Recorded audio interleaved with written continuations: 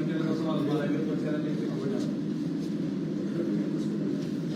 Karnataka high court ఒక judgement ఇచ్చింది అందుకని మీరు ఏమంటున్నారు, కర్ణాటక ఒక జడ్జిమెంట్, అస్సాంకు ఒక జడ్జిమెంట్, మహారాష్ట్రకు ఒక జడ్జిమెంట్, లేకపోతే ఇంకొక స్టేట్ కి ఇంకొక జడ్జిమెంట్ లేకుండా ఒక 5 జడ్జిలు 7 జడ్జిలో కూర్చొని ఎవరు గొప్ప ఎవరు పెద్ద ఏ నిర్ణయాన్ని మనం ఎంతవరకు ఇన్వాల్వ్ కావచ్చు.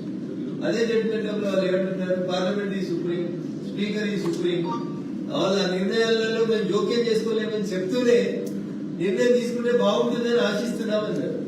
ఆశించడం వేరు, శాసించడం వేరు. ఈ ఆశించడానికి శాసించడానికి మధ్యలో ఒక సన్నటి గీత ఉంది.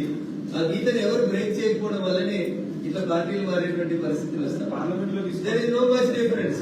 టీఆర్ఎస్ గెలిచినప్పుడు ఇదే కథ నడిచింది, కాంగ్రెస్ గెలిచినప్పుడు ఇదే కథ నడుస్తుంది. టీఆర్ఎస్ అధికారంలో ఉంటే కాంగ్రెస్ ఎమ్మెల్యేని టీఆర్ఎస్ లోకి తీసుకుంది, ఇక కాంగ్రెస్ అధికారంలో ఉంటే టీఆర్ఎస్ ఎమ్మెల్యేని కాంగ్రెస్ లోకి తీసుకుంది. అందుకనే తెలంగాణ సమాజానికి నేను చేసేటువంటి అప్పీల్ ఏంటంటే, ఇవి రెండు ఒక రానుడికి బొమ్మ గొలుసులండి. అయితే పింక్ కలర్ లేకపోతే మూవన్నెల జెండా, మూవన్నెల జెండా తీసేసి ఒక ఆయన ఎంపీగా కూడా పోటీ చేసి పారేసిండు. టీఆర్ఎస్ పింక్ కలర్ తీసేసి మూవన్నెల జెండా మీద ఎంపీగా కూడా పోటీ చేసిండు 3 నెలలు కాకుండా. సో ఇట్లాంటి కేసులోనన్నా కొంత స్పష్టమైనటువంటి జడ్జిమెంట్ ఇంకొంచెం వెనక రాసుంటే ఇంకా బాగుండేది.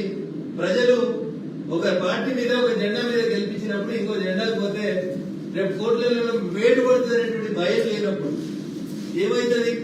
5 ఏళ్లే కదా, చిన్న కోట దగ్గర నుంచి పెద్ద కోట దగ్గర అన్ని కోట్లని మేము ఏదో చేస్తాం అనుకునేటువంటి భావనలో వచ్చి ఎన్నుకోబడినటువంటి ప్రజాప్రతినిధులు బాగా రావాలంటే ఇట్లాంటి జడ్జిమెంట్స్ విషయం లోపల ఇంకొంత టైం తీసుకునైనా కానీ డైరెక్షన్స్ ఇస్తే బాగుంటుండే, వస్తే బాగుంటుండే.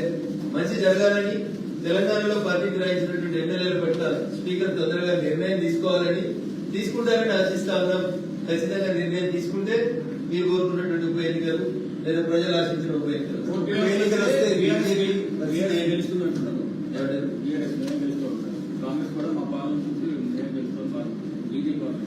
సో కాంగ్రెస్ టీఆర్ఎస్ ఇందాకే చెప్పినట్టు ఇవి ఒక నాణ్యానికి బొమ్మ గొలుసు. టీఆర్ఎస్ పార్టీ మీద గెలిచిన వాళ్ళంతా ఇలా కాంగ్రెస్ లో పోయారు. 2018 కంటే ముందు మీరు కొంచెం వెనక్కి తిరిగి చూసుకుంటే కాంగ్రెస్ ఎంపీని కూడా తీసుకుపోయి పింక్ కలర్ లోపల టీఆర్ఎస్ పార్టీలో జాయిన్ చేసింది. అంటే what is the difference between these 2 parties అనేది దయచేసి ప్రజలు ఆలోచించాలి.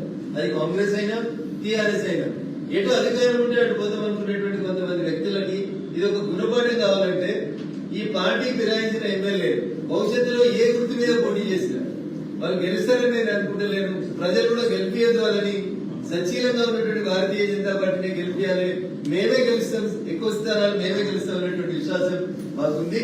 ప్రజలు మార్పు కోరుకుంటున్నారు. తెలంగాణలో భారతీయ జనతా పార్టీ అధికారంలోకి రావాలని కోరుకుంటున్నారు. కాబట్టి ఎక్కువ స్థానాలు భారతీయ జనతా పార్టీ గెలుస్తుంది. ఆ ఇద్దరికి ప్రజలు గుర్పాటు చేస్తారనేటువంటి విశ్వాసం. కొంత క్లారిటీతో తీర్పు రావాల్సి ఉంటుంది అని అన్నారు కదా.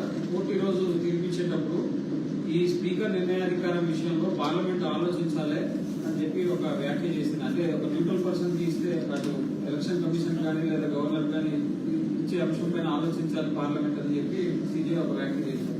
సో భారత పార్లమెంట్ ఈ దేశంలో ఏ చట్టాలు బాగుంటాయి, ఏ చట్టాలు బాగున్నాయని చట్టాలను చేసేటువంటి అవకాశాన్ని, అధికారాన్ని భారత పార్లమెంట్ కి ఇచ్చింది. సుప్రీంకోర్టు జడ్జి గారు కూడా అదే చెప్పినారు.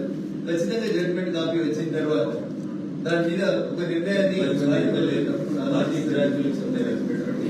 ఇచ్చిన జడ్జిమెంట్